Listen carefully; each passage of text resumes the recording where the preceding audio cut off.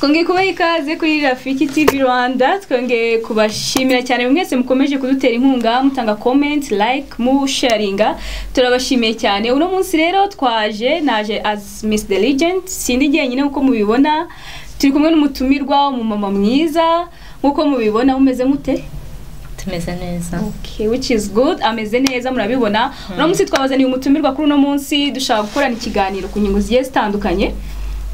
Like twibajije muri no minsi hari ukuntu ababyeyi muri no minsi bari gutwara abana babo bakabatwara mu buryo budakwiye, reka mvuge ngo nukubarira mu buryo budakwiye, ugasanga umwana kuva ku myaka ingahe yamenyereye kuba iwabo bafite umukozi yaramuka agiye hari ikindi kibazo kibayeho ugasanga ubuzima burahagaze.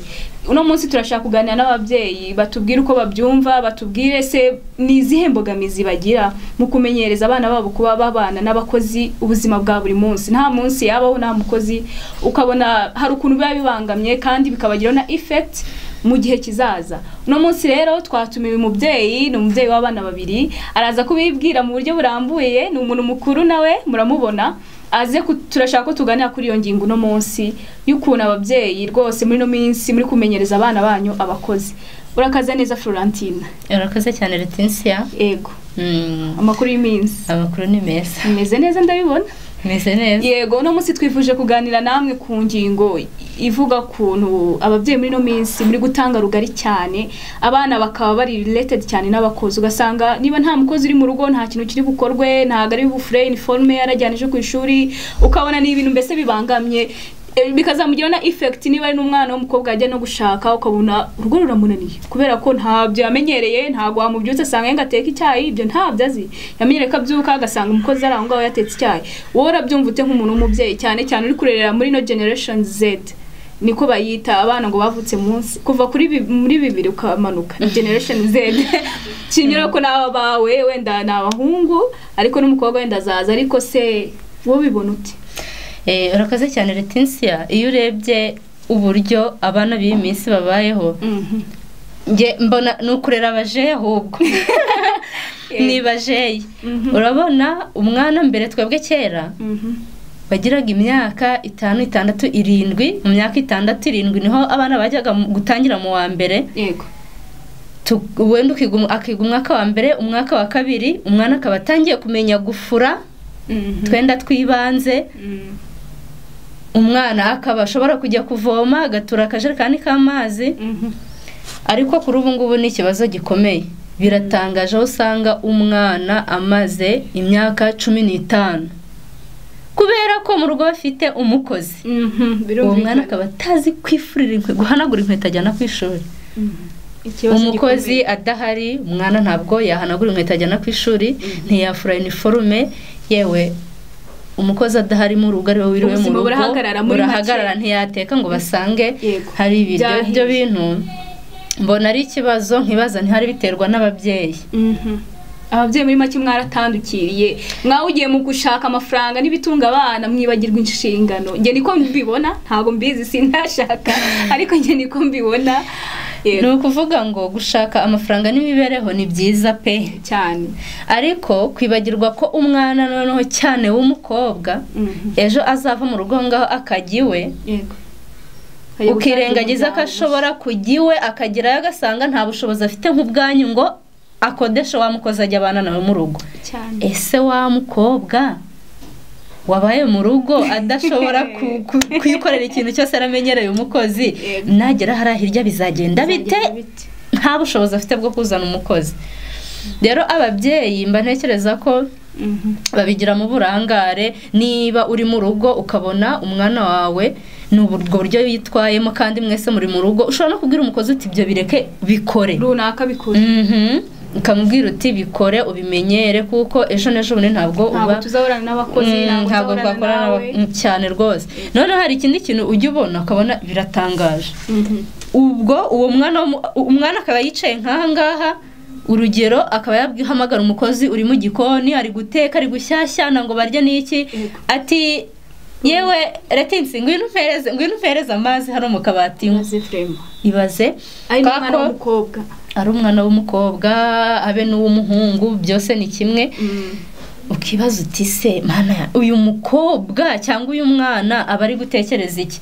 niba bafata abakozi nk'iki ariko umukozi nawe n'umwana n'umuntu kandi nawe abakeneye kuruhuka akagira umwanya we nawe akitekerezaho yego n'ubundi aba yaje kubafasha ariko ijambo gufasha nge sinzi kuntu mbyumva nyine ni ugufasha kuko hari ibyo budashoboye ashobora nyine kugukorera cyane ariko bitavuze ko mwunganirana cyane rwose kuko nzi ingo nyinshi bafite abakozi nabo mama baba bafite akazi katuma baba bizaho ukuntu ariko akamenya yuko agomba gutaha akanateka agatekera umuryango sinzi wenda tukivuga kuri ino ngingo y'abana haziremo n'aka kantu ko kuvuga ngo ni naho ingo nyinshi muri no minsi tubona zigenda zijyana amakimbirane agiye atandukanye bigatuma bajya no kuri divorce bihera aho ngaho hasi niba narakuze ndi umwana w'umukobwa naramenyereye abakozi mu rugo ningeri wanye ngashaka wa mugani wa mugabo udafite ubushobozi bwo kuba yakwishyura umukozi ugasanga murana inzara zigeze aha sinshoboye no gufura kenda ejo nkaba ndabyaye ugasanga imyenda y'umwana yuzuye mu base y'umugabo yuzuye mu base ugasanga sinshoboye no gukoropa ndetse no guteka ugasanga inzara ishobora kuba yanyice nkirwa mu rugo ntari kuko nta muntu hari nyine wo kumfasha ugasanga ni ikibazo ugasanga harimo na negligence uretse no kubanga ababyeyi harimo na negligence cyane ababyeyi bafite n'abana wenda hari amasomo kera batanga sinzi nabo kiyatanga ku ishuri ugasanga ni umunsi wo kuvuga ngo bariga gufura bigenye n'utuntu turimo tw'amaboko ariko ababyeyi b'iki gihe sinzi mwataye inshingano uko byoroshye uko maningasire yego ni ukuvuga ngo nabyo ni ikibazo urabona umukozi yenda reka tuvuge ko abantu bagira imirimo ya buri munsi umuntu afite akazi ka leta se abyuka buri mu gitondo agenda noneho uburyo bw'imibereho bwo mu rugo bumenwa na wa mukozi none wa mubyeyi w'umugore aratashye wenda muri weekend yagize akaruhuko ariko kubera ko yamenyereye ko umukozi niwe ugomba gukora ibintu byose ntabwo ashobora kumufasha nibura ngo muri weekend abiwe barya ibyo yatetse agira cyafurire nabo bana be n'uwo mugabo we maintaining mbese hari urukumva umugore ni mutima w'urugo niba ntaguciye mu jambo uri kumva niba koko ahera kuva kwa mbere agenda niba yagize akanya akabonamo off iyo minsi ibiri ngenda umva ari minsi myiza kugaragaza nyine urukundo kuko uri kuri abana generation Z ubundi basigaye bayita sad generation kubera iki mwaragiye mufata abana murabatererana pe ku rwego rushoboka niyo minsi ibiri byitwa ngo bagizemo off urashaka kwirirwa uryamye ntushaka kumenya ibyo bariye umukozi n'upanga timetable from Monday up to Sunday ni ubuzi ngo mwarya umucere ejo nejo bundi ibyo ntibibareba kandi bireba bitabuze ntabwo uri wa muntu ushaka kubyuka byose uvuga ngo niba ntari buteka ariko navuga bitewe n'icyo nzi umwana wanjye akunda umugabo wanjye akunda muteka ibi ibyo ntabwo bikureba ibyo no gukorera amafaranga online meetings za buri munota n'ubundi ubyukira muri WhatsApp uvugana n'ubundi ugasanga akazi nyuma yo kuva mu kazi n'ubundi uracyakomereza akazi mu rugo ibyo bivuga hiki nabyo ni ikibazo urabona ubu nkanjye urugero ngewe buriya sinzi akantu kambamo niba ntifuriye cyangwa ngo mbe nitekeye ibyo bintu ntabwo byagenze neza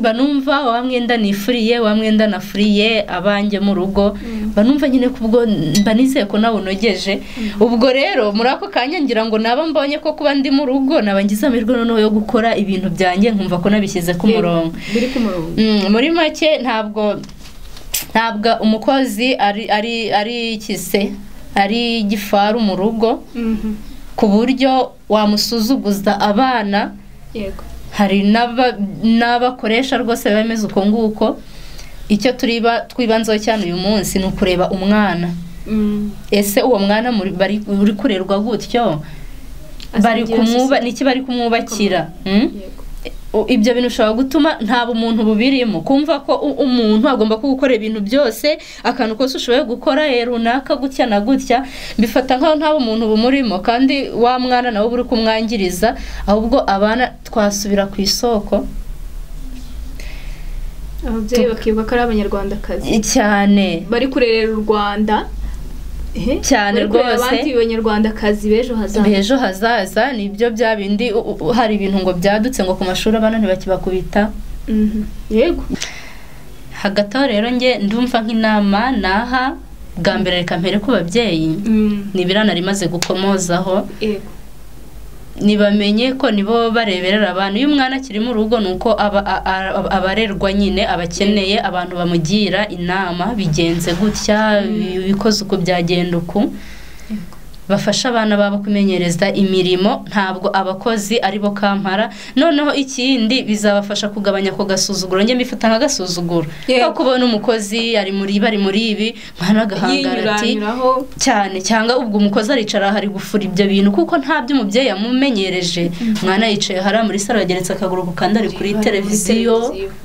Biriya ni ibintu bigayitse, mba mbona rwose nta kigenda. Ababyeyi bakwiye kwisubiraho, aba ari umukobwa cyangwa aba ari umuhungu, ibyo byose birabareba. Noneho ku bana rero nabo hari wasanga hari umubyeyi wavuga ati umwana ndabimubwira n'iki ariko oya, ugomba kumenyereza umwana inzira akwiye kunyura, azarinda asaza atige atarayivamo. Niko abantu yego, ibyo nabyo rero ni ingenzi. Bivuga ngo uko umwana umutwaye niko agenda.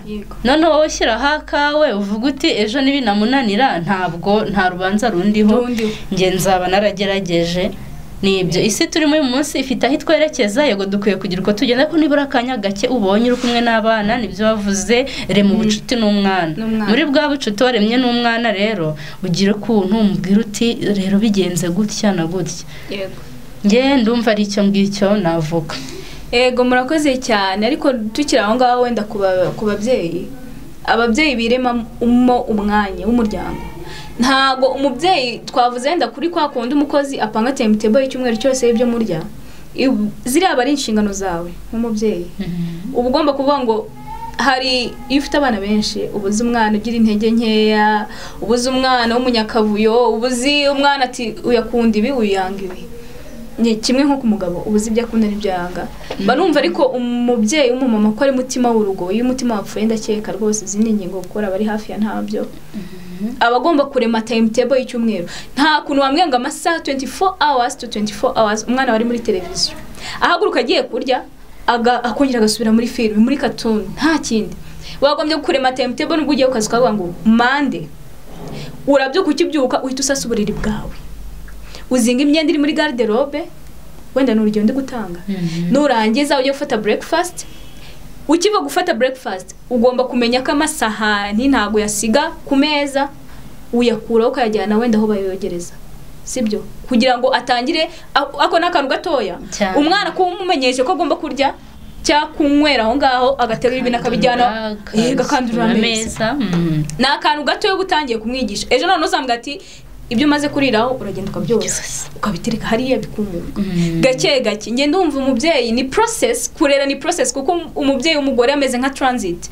Ubu uri kurema abantu, ntabwo muzahorana bazigendera. Niba ari umusore azashaka, niba ari umukobwa azashaka, uri transit. Weho icyo ukora Imana yaguhaye imbuto, ugomba nyine kubatoza neza, nyine bakaba bari straight. Hari urugugira mukahita kuba afite gahunda, ibintu byo biraplanined. Kuba wafata umwanya wabonye, amasaha make wabonye, ugapanga timetable y'ibyo muri arya icyumweru cyose. Kabuzi ngo kuwa mbere turarya ibi mu gitondo, saa sita na nimugoroba. Uri kumva uraba uri gufasha wa mwana wawe. Eda niba agira ibibazo by'ubuzima, hari ukuntu umufashamo bitewe n'ibyo uzi wapanze bari burye, ariko ukagira n'utundi tuntu ugenda wiga. Rero ndumva ubundi ababyeyi biremo kuvuga nuko ni iby'ingenzi. Mwakoze cyane rero nshuti bakunzi. Florentine wakoze cyane, ndizera ko n'ubundi n'ubutane tugutumira uzaba uhari, kandi bibera isomo ababyeyi bose bo muri iki gihe bari kureba muri generation Z cyangwa third generation nkuko bayita. Kimera mwese mwabanye natwe no munsi, ni ukuri n'iby'agaciro. Imana ibahereze umugisha. Mukomeze mukore subscribe, share, like and comment kuko nabyo biratwubaka. Twari muri Rafiki TV Rwanda. Imana ibahe umugisha naho utaha. Nafi wakati